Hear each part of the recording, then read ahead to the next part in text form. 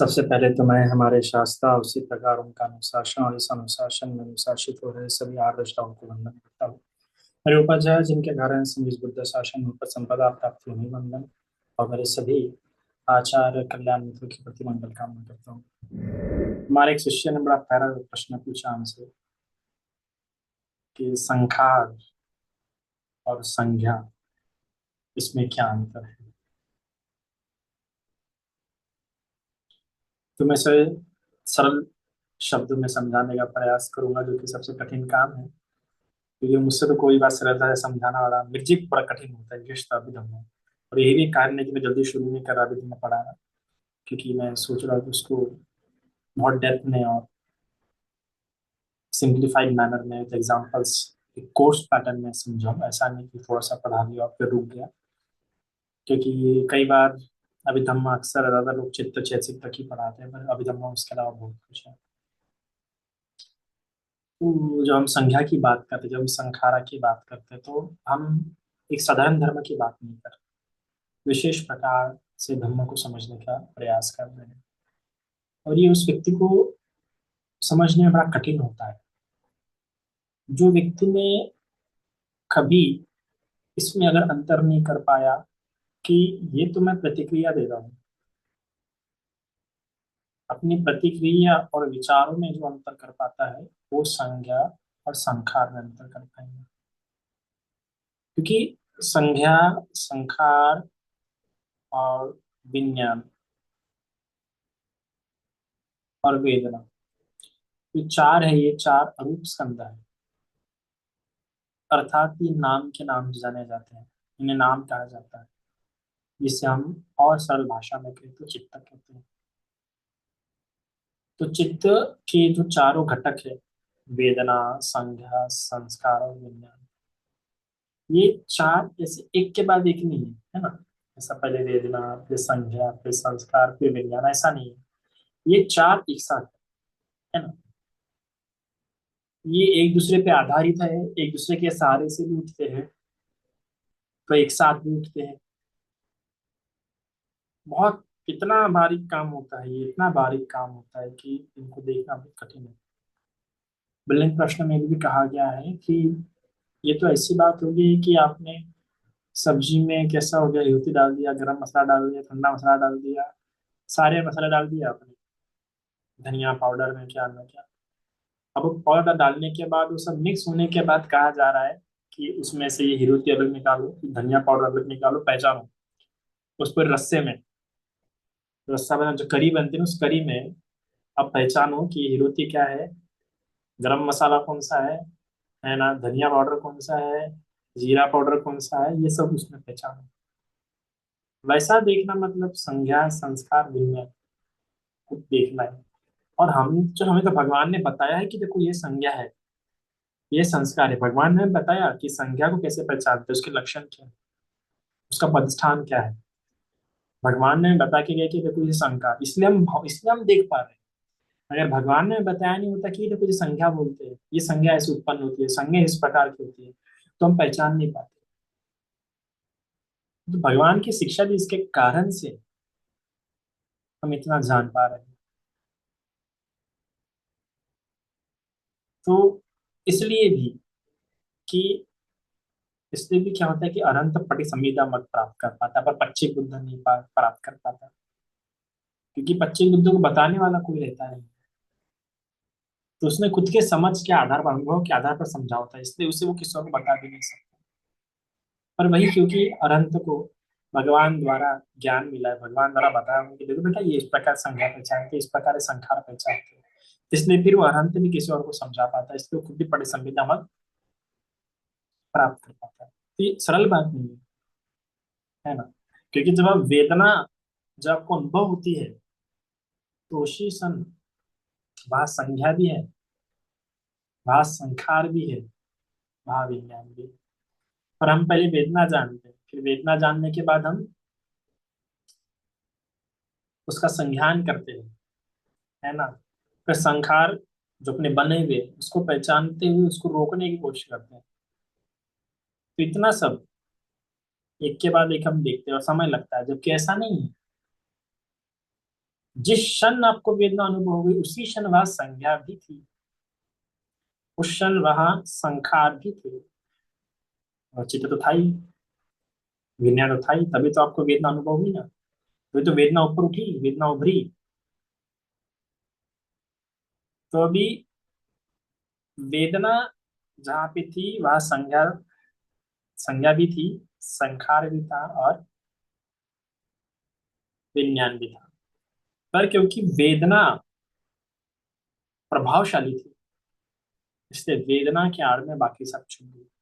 फिर जब वेदना कम होने लगी और जब संज्ञा ज्यादा हुआ, संज्ञा का प्रभाव जब ज्यादा था, तो संज्ञा ने बाकी सबको ढक लिया। और जब संखार को देखी तो संखार का प्रभाव ज्यादा हो गया, और फिर संखार ने बाकी सबको ढक लिया। फिर ढका हुआ ढकना जो ये अविद्या है, अविद्या कारण हम देख नहीं पा रहे कि अरे वहां पे संज्ञा है, वहीं पे वेदना है, वहीं पे विज्ञान है। और इसमें संकर और विज्ञान बड़ा महत्वपूर्ण भूमिका निभाता है। उसको जानना, उसको पहचानना बहुत महत्वपूर्ण होता है। अब जब आपको वेदना होती है,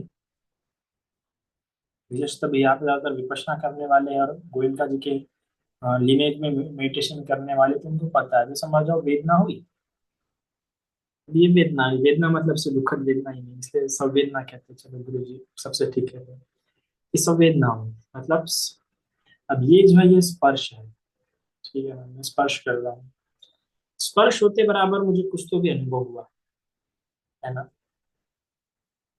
अब अनुभव में क्या है, वो सुख है, दुख है, असुख है, अदुख है, पर कुछ तो भी अनुभव हो रहा है मुझे।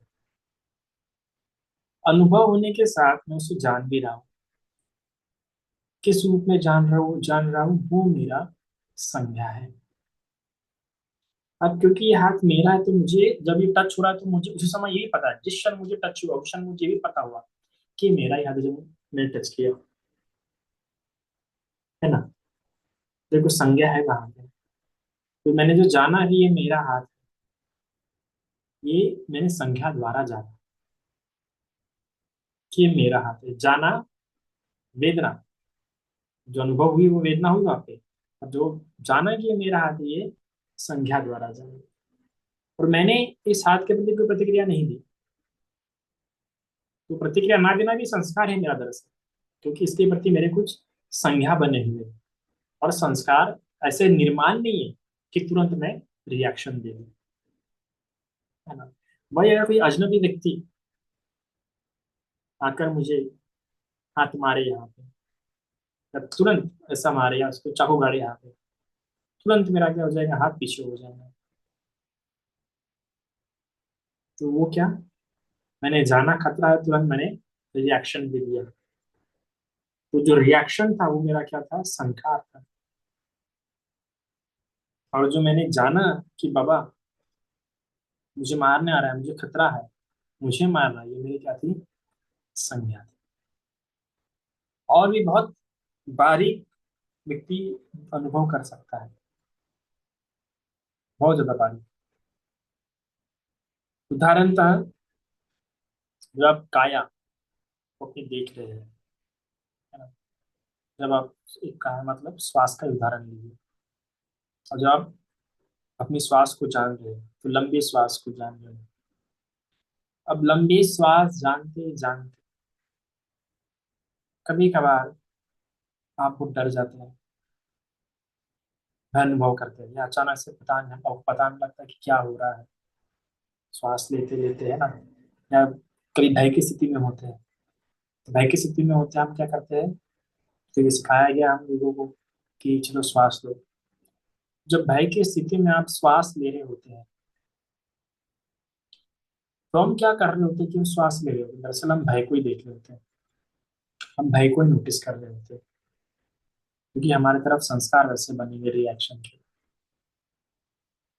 तो इसलिए हम कई बार लोग बोलते हैं कि नहीं मैं हाँ श्वास ले रहा हूँ, श्वास ले रही हूँ, है ना, पर फिर भी मेरा भय कम नहीं होता है। तो एक तो ये होता है कि वो भय कम करने के लिए श्वास ले रहे होते हैं, तो इसलिए और उनका जब वो श्वास ले रहे होते हैं तो उनके मन में और ये चलता है कि कम क्यों नहीं हो रहा, कम क्यों हो रहा, तो संज्ञा, संखार वहां पे और काम कर रहे, काम कर रहे, काम कर रहे। तो जब आप श्वास ले रहे हैं, तो आपको सबसे इम्पोर्टेंट काम ये करना है कि श्वास लेते हुए आपको भय कहाँ उत्पन्न हो रहा है, भय कहाँ पे लग रहा है पूरे शरीर में, उसे जानो, उसे देखने का प्रयास करो पूरे काया में, धीरे धीरे करके, धीरे धीरे। तो आप खोजोगे कि आपका भय कहाँ पे है, और उससे आप धीरे धीरे जानोगे तो आपका श्वास सही मायने में आनापान होगा, परा नहीं होगा। जब आप श्वास ले रहे हैं तो लंबी श्वास ले रहे हैं, तो पूरे शरीर को जानते हुए लंबी सांस ले रहे हैं। तो शरीर में पूरा जान रहे मतलब क्या है? देख रहे हैं कि कहीं शरीर की प्रतिक्रिया तो कुछ गलत नहीं हो रही है, शरीर कहीं अलग अनुभव तो नहीं करता है। तो शरीर को सब जानते हुए श्वास लेते हैं, और फिर शरीर को जानते हुए या शांत करते हुए हम श्वास छोड़ते हैं। इसमें हम वेदना, संज्ञा और संस्कार की कोई भी प्रतिक्रियात्मक आवेश में ये काम नहीं कर रहे हैं। अक्सर हम क्या करते हैं कि वेदना, संज्ञा, संस्कार के आवेश में आकर तुरंत कोई भी काम कर देते हैं, घबरा जाना, है ना, क्योंकि हमें समझ नहीं आता हमारा क्या हो रहा है। तो हम लंबी श्वास ले रहे हैं तो हम जानने की कोशिश कर रहे हैं, और वो जानना मतलब क्या, देखना पूरे काया में। कई बार हमें शब्द नहीं मिलने में आते कि अरे क्या हो रहा है, या इसकी इस अनुभूति को मैं क्या नाम दूं। जरूरी नहीं है कि आप उसे नाम ही देते बैठो। आपने वेदना के स्वरूप में इतना भी जाना कि ये सुखद वेदना है और ये दुखद वेदना है, बस उतना भी काफी। पर कई बार हमारी एकदम जो फीलिंग्स होती है कि मुझे कैसा फील रहा है, कोई जरूरत नहीं। शब्द मिल रहा है तो ठीक है कि घबराहट हो रही, क्या हो रही, नहीं मिल रहा तो कोई जरूरत नहीं कि हाँ यहाँ पे शरीर के इस अंग में है कि हाँ फील हो रहा है, ठीक है, फील हो रहा है तो उसे जानते हुए, यहाँ फील हो रहा है जान लिया। फिर जब श्वास छोड़ रहे होंगे तो उसे शांत करते हुए छोड़ना। अब ये मत सोचना कि नहीं ये तो शांत हो ही रहा, नहीं नहीं, आपको प्रयास करना है कि हाँ वो श्वास जब जा रही है तो उस श्वास को जाते वक्त आपको अनुभव करना है, और नहीं हुआ तो कोई बात नहीं, फिर एक बार और राउंड ले लेना कि फिर पूरे शरीर को देखते हैं, फिर वहीं पे अनुभव हो रहा, ठीक है। फिर श्वास छोड़ते हुए, कोई जरूरी नहीं है कि आपको अरे एक ब्रेथ में, दो ब्रेथ में शांत अनुभव हो, 100 ब्रेथ में भी अगर शांत अनुभव अनुभव नहीं हो रहा है वहां पे तो कोई बात नहीं, क्योंकि हर वेदना के साथ, हर श्वास के साथ नई वेदना है।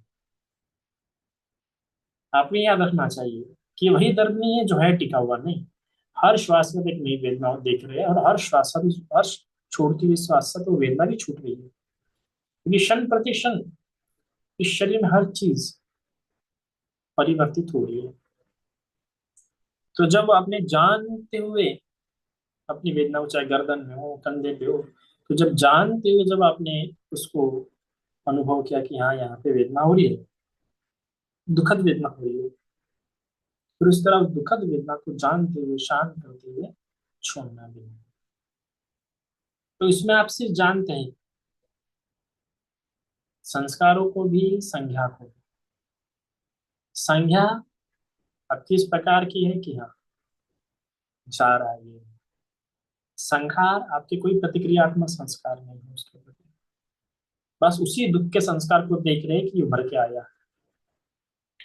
मैं तो कहूंगा कि आपको जब आप विपश्यना कर रहे हैं, या जब लंबी श्वास, धीमी श्वास देख रहे हैं, तो मैं तो ये भी नहीं कहूंगा कि आप संस्कारों के प्रति ज्यादा सोचो, मैं कहूंगा कि हाँ यहाँ दुखद वेदना है, उस दुखद वेदना को जाना, जान के सांस लिया, और उस दुखद वेदना को जानते हुए श्वास छोड़ा।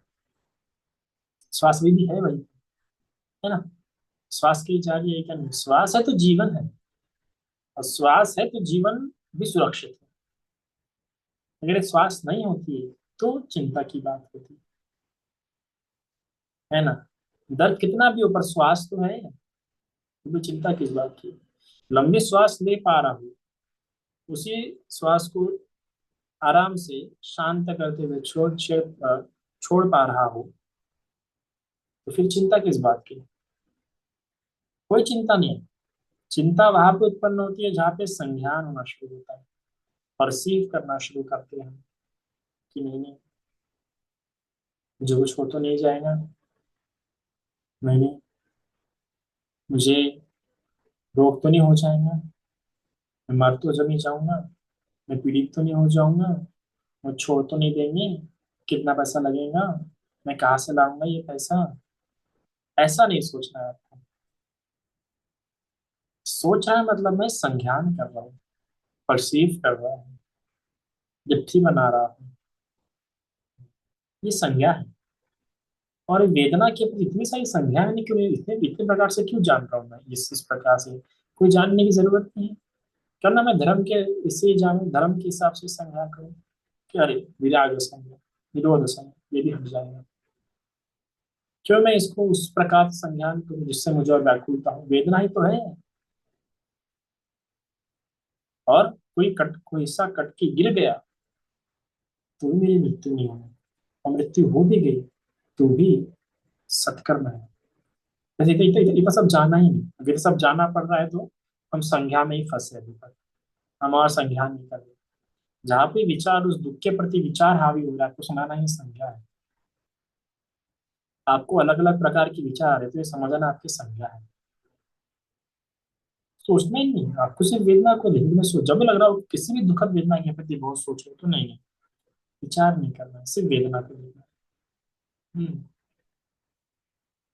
अंदर तक जाती है, अरे मैं फिर उसको अंदर तक जाता सोच रहा हूँ, नहीं, जहां भी अनुभव होगी, अंदर तक अनुभव हो रही है तो अंदर अनुभव हो रही है, प्रसंग जानना के लिए और अंदर जा रही है और अंदर जा रही नहीं, फिर भी संज्ञा है। शरीर के जिस भी भाग पे वेदना अनुभव होती है, उस वेदना को वेदना के स्वरूप में ही जानो। इस प्रकार से मत जानो कि अरे ये बढ़ती जा रही है, अरे बढ़ रही है मतलब संज्ञा फिर से। जहां पे आपने कोई आकार, मात्रा, रंग, रूप, है ना, प्रभाव, परिणाम, ये जहाँ पे जोड़ लिया, इस प्रकार सोचे, वहां पे आप संज्ञा परसीव कर रहे हो उसको, और अपने संस्कार ही बढ़ा रहे हैं, इसका मतलब दुख भी बढ़ा रहे हैं इसका मतलब। फिर वो देखना मात्र नहीं रहेगा, फिर वो विपश्यना मात्र नहीं रहा, वो छूट रहा है कहीं ना कहीं भाव। तो इसलिए इस बात की सावधानी रखनी कि नहीं, मैं क्यों सोच रहा हूँ ऐसा, सोचना नहीं है, ऐसा नहीं सोचना। एक तो वेदना को देखना है, एक तो श्वास को देखना है। श्वास का इस प्रकार से अभ्यास करना है कि जानते हुए लेना। वरना अंदर घुसोगे, संज्ञान करोगे उन चीजों का कि दुख बढ़ रहा है, तो क्या हो जाएगा वहां पे फिर आपका। फिर जैसा उसको देखेंगे, कलर के रंग के आधार पर जोड़ोगे, गहराई के आधार पर जोड़ोगे, आकार के आधार पर जोड़ोगे, छोटी वेदना बड़ी वेदना इस प्रकार से जानोगे, तो फिर वैसे संस्कार उस पर निर्माण करोगे। भय भय का संस्कार फिर वैसा होगा, या आसक्ति का संस्कार वैसा भावित होगा, या द्वेष का संस्कार वैसे भावित होगा।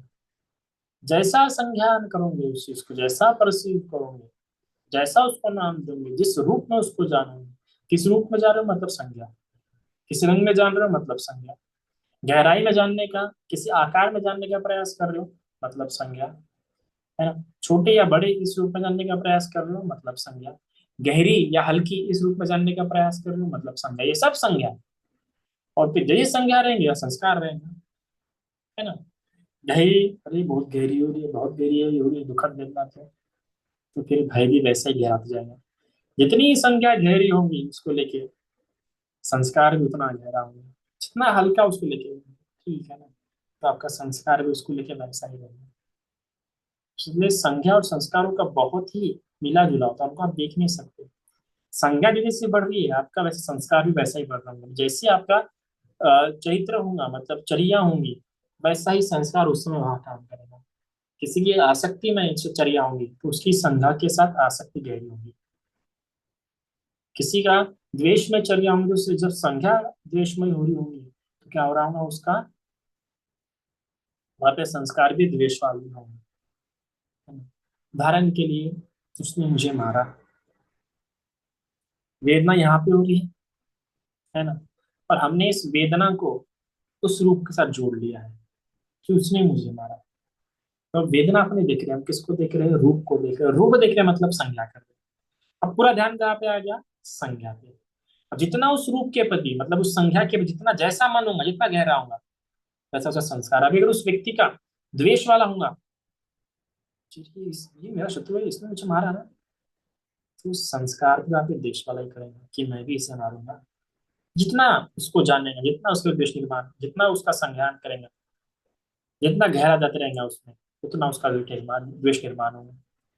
फिर अगर पसंदीदा व्यक्ति है, प्रिय व्यक्ति है, ठीक है, मेरे प्रिय व्यक्ति ने मुझे मारा, फिर व्यक्ति को देखा, तो वहां पे आसक्ति वाला क्या होगा? संस्कार में गहरा होगा। और जहां पे उसने रूप को देखा, आकार को देखा, सिर्फ वेदना को नहीं देखा, क्या देखा? रूप को देखा, आकार को देखा, तो उस रूप के प्रति, आकार के प्रति अपनी संज्ञा और मजबूत करते रहेंगे, उसका जो परसेप्शन है कि ये व्यक्ति ऐसा है, और साथ अपने संस्कार भी गहरा करेंगे।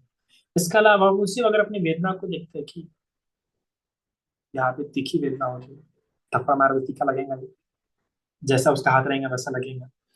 तो थप्पड़ मारा है तो आप इस वेदना को देखो, आप नहीं, आप उधर देखो, आप वेदना को अनुभव करो, सिर्फ वेदना को, बड़ी दुखद वेदना है। उस वेदना को देखते देखते आपके संज्ञा संस्कार दोनों मुक्त हो सकते हैं, दोनों छूट सकते हैं। इसने शब्दों से आपको कठोर बोला है, तो आप क्या करते हैं? जिसने शब्द बोला है उसको देखते, फिर रूप को देखा, उस शब्द को देखा, आवाज को देखा, संज्ञा हो जाएगी। इससे अच्छा, अरे मेरे चित्त में किस प्रकार की वेदना हो रही है, अभी दुखद वेदना हो रही है, तो आप छोड़ सकते हैं। तो इसलिए भी रूप को मत देखो, वेदनाओं को ही जानो। इसलिए वेदनानुपश्यना में बहुत ध्यान से आपको काम करना होता है कि वेदना को ही देखना होता है, संज्ञा को नहीं। पर कई बार लोग संज्ञा, क्योंकि संज्ञा के साथ उनके संस्कार भी फिर गहरे होते जाते हैं। तो इसलिए भी आप देखो, जब वेदनानुपश्यना के आधार पर आपकी विपश्यना होती है, तो गुरु जी देखते ये बोलेंगे, एक तो वेदना को देखो या संस्कार को देखो, पर संज्ञा को नहीं। जहाँ पे तुमने संज्ञा देखी, वहां पे तुम्हारी वेदना छूटेंगी और तुम्हारे संस्कार गहरे होंगे, तुम संस्कार को नहीं देख पाओगे, क्योंकि तुम संज्ञा पे ही एकत्रित हो जाओगे। क्योंकि तुम देख रहे हो व्यक्ति को, उस व्यक्ति ने मुझे बोला, तो संज्ञा है व्यक्ति, तो संस्कार क्या उत्पन्न हो रहे हैं वो छूट जाना, मैं उस व्यक्ति को जिंदा छोड़ूंगा। बस ये मैं उस व्यक्ति को जिंदा छोड़ूंगा ही नहीं। अरे तो संस्कार है, करना है, क्योंकि संख्या में अटक देना। इसलिए संखारा को देखिए, संखारा क्या होता है? संखारा मतलब जो 52 पार जो चैतसिक बताया गया वो संखार है, उसमें से 50 संस्कार। ईर्षा, अरे ईर्षा उत्पन्न हो रही है, जब आप प्योर संखारा को देख रहे हैं, प्योर संखारा, व्यक्ति को नहीं, बल्कि ईर्षा उत्पन्न हो रही है मुझे, द्वेष उत्पन्न हो रहा है, लोभ उत्पन्न हो रहा है, वहां पे भी आप संज्ञा कर देखो। तो ये संज्ञा जब वेदनानुपश्यना में आप कर रहे हैं, तो सिर्फ वेदना को देखो या फिर संखार को देखो, पर संज्ञा पे मन मतलब है कि संज्ञान कर रहा हूँ मैं, विचारों में अड़क रहा हूँ। कई बार लोग बोलते हैं कि मैं ओवर थिंक के लिए छोड़ू। ओवर थिंक इसलिए कि तुम्हारा परसेप्शन वैसा बन चुका है, तुमने व्यक्ति को पकड़ना शुरू किया है, तुम्हें आदत वैसी पड़ गई है, तुम शब्दों पे गिर जाते हो, आकार में गिर जाते हो, रंग में गिर जाते हो, रूप में गिर जाते हो। तो विपश्यना करते हुए इन बातों की आपको सावधानी रखो कि एक तो वेदनाओं को देखो, सिर्फ वेदना मात्र, सुख दुख या असुख दुख, इसके अलावा और कुछ नहीं देखना कि इसने मुझे मारा, या यहाँ से मुझे आ रही है, वहां पे हो रही है, या ऐसा नहीं। ये वेदना सुखद है, वो दुखद है, बस। कई बार हम अंगों में भी देखते थे कि मेरा ये अंग को दुख है, अरे अंग आ गया मतलब की संज्ञा आ गई। सिर्फ सुख दुख मात्र देखो ना, क्यों देख रहे कि इतने अंग में इतना गहरा गहरा नहीं है, सिर्फ सुख दुख देखो या संख्या देखो, तो क्या होगा? ठीक प्रकार से आपकी प्रश्न होंगे। इतना आज के लिए काफी है। साधु।